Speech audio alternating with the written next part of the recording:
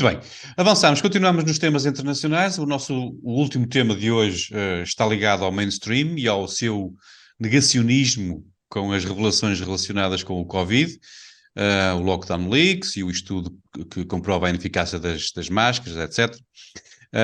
Quem o traz é o Diogo e, portanto, Diogo, fica tomado nota da tua preocupação com as constipações de todos, mas o que é que te preocupa mais? Que se tenha deixado de fabricar máscaras eficientes? A eficiência das máscaras.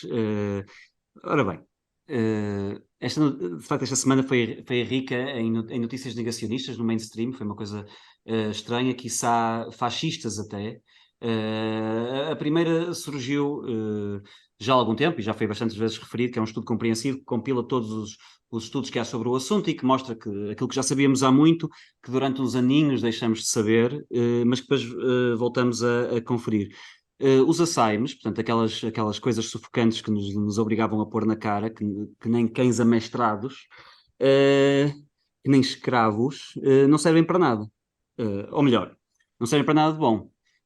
Mal fazem muito mal. Nós sabemos dos microplásticos, sabemos dos impedimentos que apresentou a nível educativo, as crianças que não viram caras, basicamente, durante os seus primeiros 2 anos de vida. Portanto, atrasaram a aprendizagem da língua e não sabemos até que extensão é que não perturbaram o seu desenvolvimento emocional. O estudo, claro, não é explícito em relação ao uso de máscara com o nariz de fora. Portanto, o uso da máscara com o nariz de fora pode ainda matar velhinhos, isto é extremamente perigoso para a sociedade. O estudo não é claro em relação ao nariz. Agora, vantagens não parece, de facto, haver muitas. Luís Pedro Nunes, o podemos dizer, nosso colega comentador, nosso colega paineleiro, que no seu programa do Eixo do Mal passou 2 anos a questionar-se como é que iríamos fazer para obrigar as pessoas a tomar boosters quando o medo passar, que era acompanhado de pessoas que aplaudiam o que ele dizia e que até diziam que os polícias deviam dar ali uma nódoa negra aos manifestantes. Confessou o seu erro de uma forma muito particular. Ele enunciou este estudo e disse nós devíamos estar a falar sobre isso, eu queria estar a falar sobre isso, mas não podemos. Ele diz, mas não podemos. O que levanta a questão, quem é o nós que não pode? Eu posso, eu estou a fazê-lo neste momento. Quem é o nós que não pode e porquê que não pode?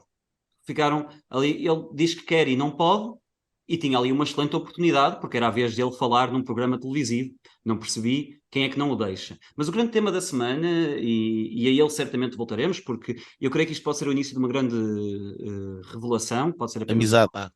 de partida, de partida de muita coisa que se venha a descobrir, que são os lockdown leaks. E para quem não saiba, e é legítimo que não se saiba, porque não houve muita atenção dada ao tema, em contraste com um passado recente, a Graça Freitas do Reino Unido, Matt Hancock, nome que eu vou referir por primeiro e último nome, por motivos meramente lúdicos. A Graça Freitas dos Estados Unidos, do Reino Unido, como muitas vezes acontece com estes políticos, por ego, cedeu o acesso às suas mensagens a uma jornalista para que ela pudesse fazer a sua autobiografia, coisa que creio que a Graça Freitas também poderá estar a planear. E nessas mensagens, a jornalista viu-se com o dever moral de revelar algumas das mensagens que são absolutamente deliciosas.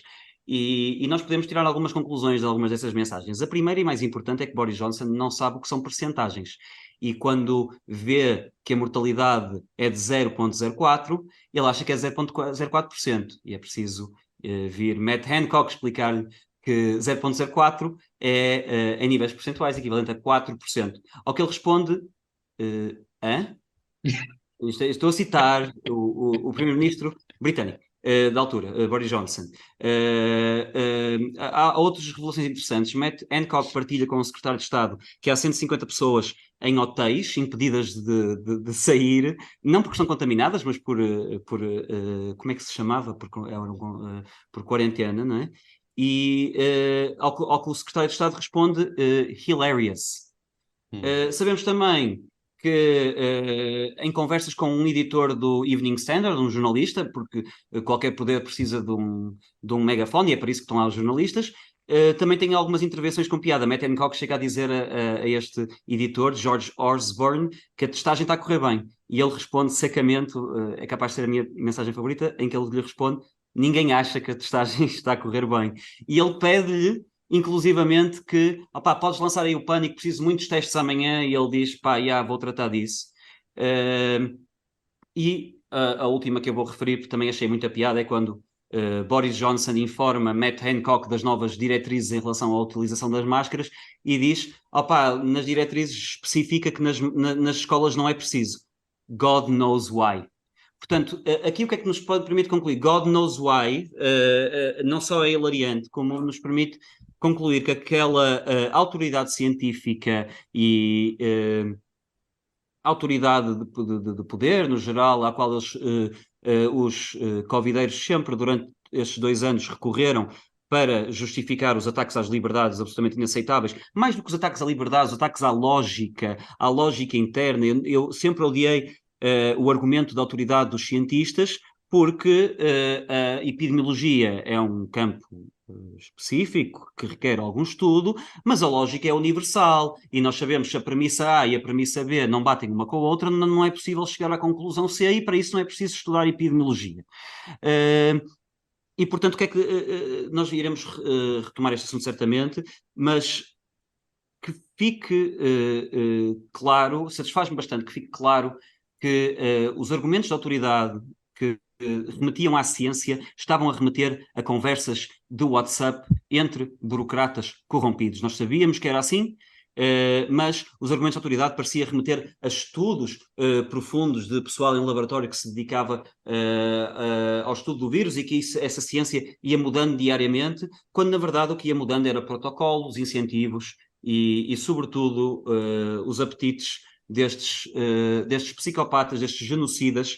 E aproveito para lançar a pergunta, e até algum ouvinte pode-me esclarecer: se eu visse reveladas mensagens escritas por mim, para o Gonçalo, para o Nuno, para o Zé Carlos, em que nós estávamos a conspirar, porque isto é literalmente uma conspiração, já deixou de ser uma teoria e passou a ser uma conspiração prática, não é? Deixou de ser teoria da conspiração e passou a ser uma prática da conspiração. Se eu tivesse mensagens reveladas a denunciar um crime cometido e mensagens trocadas durante a execução desse crime, eu teria a polícia à porta. Porque é que o mesmo não está a acontecer com estes criminosos? É a pergunta que eu deixo para o ar, que os meus colegas podem responder e que deixo como reflexão. Está bem.